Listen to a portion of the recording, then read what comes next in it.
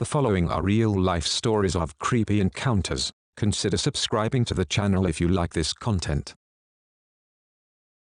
Someone tapped on my window at night. It's 6 a.m. I get a morning call from work. Alarm is for 6:30 a.m. Can't sleep. Browsing my phone in an otherwise dark room. Pitch dark outside. Then I hear 4 very distinct taps on the window frame above my head, and my heart stops. I live in a nice neighborhood. First floor in a house. The window is to my backyard, where a very squeaky gate and fence are blocking it. Another set of tapping a few seconds later in a calm and steady set of 3, I freeze. Another set of 3, turn on my bedside lamp. A set of 2 taps follows. I cannot see out the window at all. The blinds were closed, and there was a very small gap between them, but honestly I was in shock. Another set of taps, a few seconds later, 2 or 3, one more time, maybe a set of 4, I cannot move. Then the gate quietly scraped, and the tapping stops. I'm a very light sleeper, and the gate is loud. I would have heard someone get in. I inspected and found nothing outside of the norm.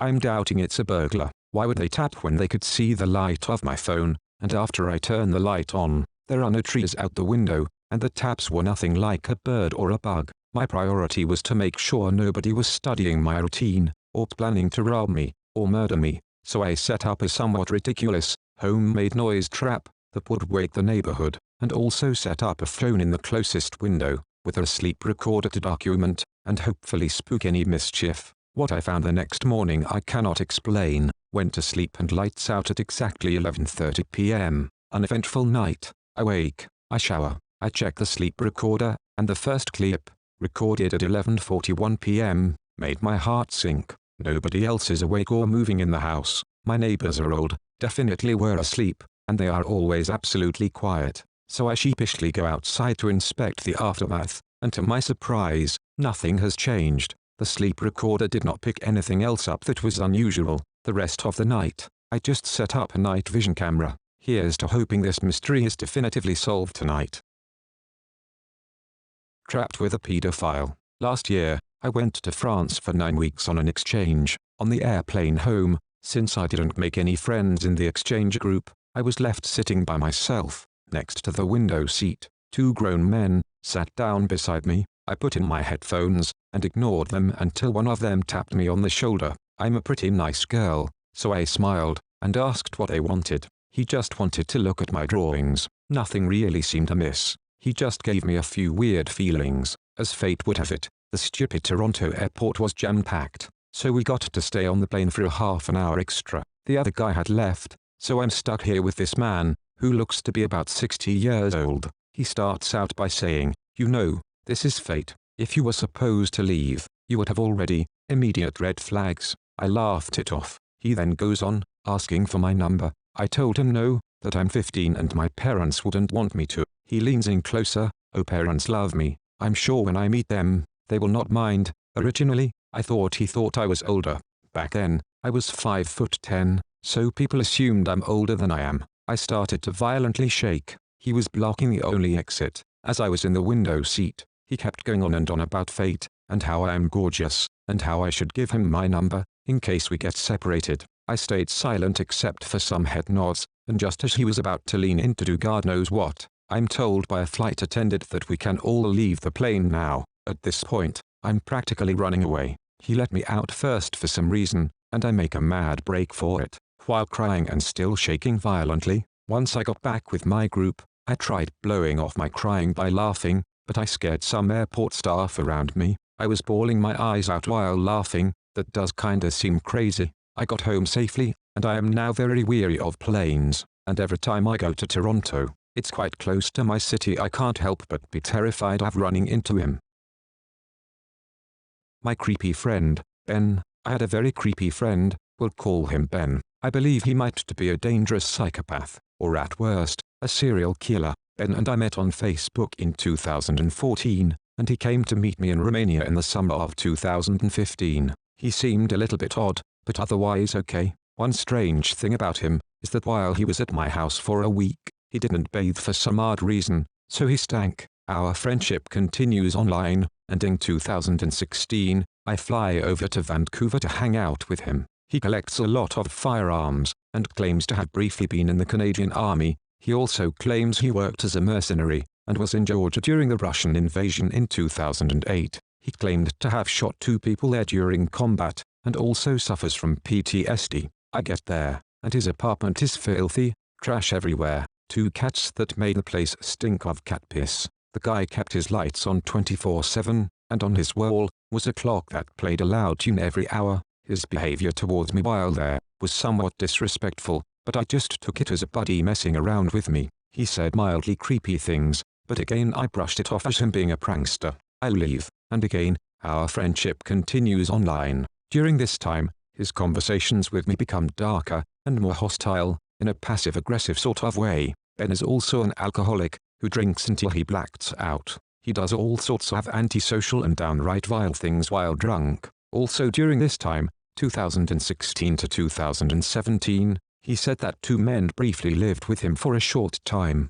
When I'd press him about what happened to those 2 men who lived with him, he'd change the subject quickly. After what happened in 2018, when I last met up with Ben, I have a strong suspicion something bad might have happened to them. Fast forward to 2018, my parents and I are driving to Vancouver from Calgary. Perfect time to meet up for a day or 2 with Ben. Big mistake. We meet up at a bar near his house, we have a few drinks, and he goes home for the night. Next day we meet up, and his behavior towards me is disrespectful, in a passive-aggressive way, and extremely creepy. We go to his workplace, and he's very subtly disrespectful to me, and his co-workers. He's putting me on the spot, and trying to make me look stupid to everyone around. This man is obviously a psychopath. This is where it gets to a point where I believe my life was in danger. We go back to his place, he's drinking beer, and I'm rolling a joint, a movie is playing, and Ben is getting tipsy. He's adopted a speech pattern in our conversation, where I feel as though I'm being interrogated,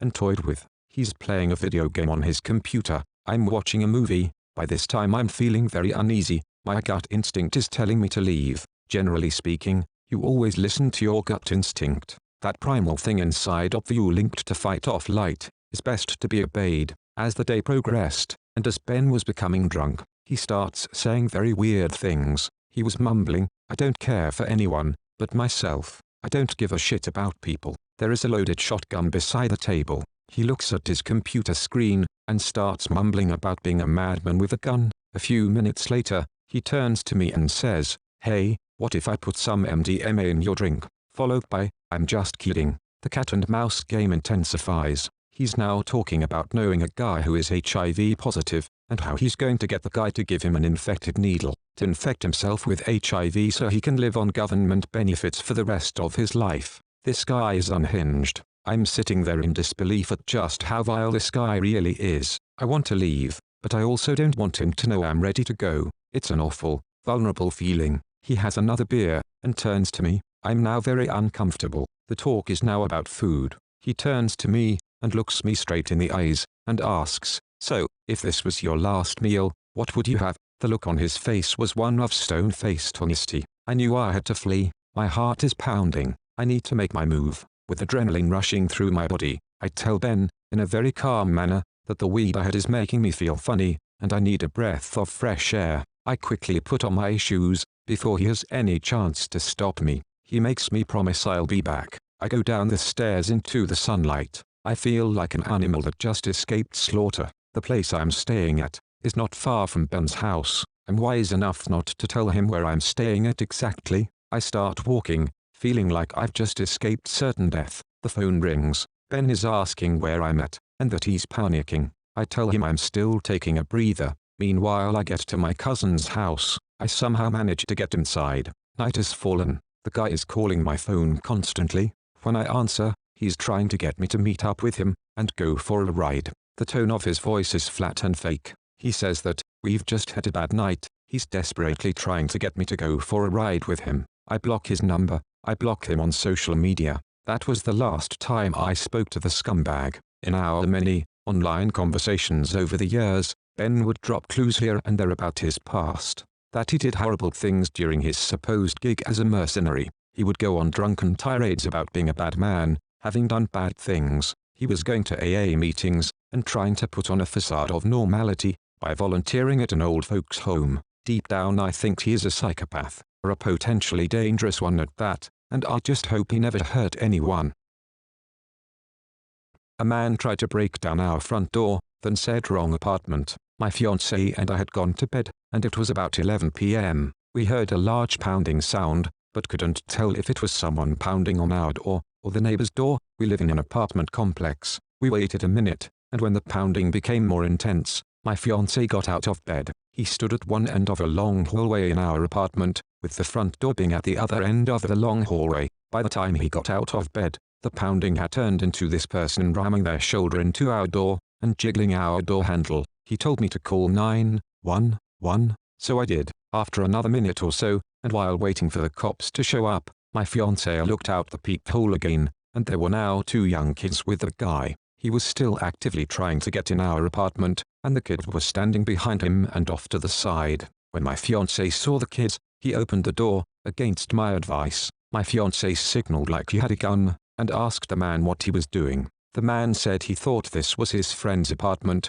and he left immediately with the 2 kids. A minute or 2 later, the cops showed up, so we explained briefly what happened, but the guy was already gone. We mentioned the incident to one of our friends, who lives 2 buildings away, and she said she also had someone jiggle her door handle the previous night, around 11:15 p.m. She was getting her son ready for bed, and was too afraid to go to the door, or look through the peephole. Eventually, it stopped. I still don't believe the guy thought our apartment was his friend's apartment, because he tries to break down their friend's front door. The kids with the guy really confused me, so honestly I have no idea what his actual motive was. It also seems to be too much of a coincidence for someone to try to open our friend's front door, about 5 minutes after the guy left our front door.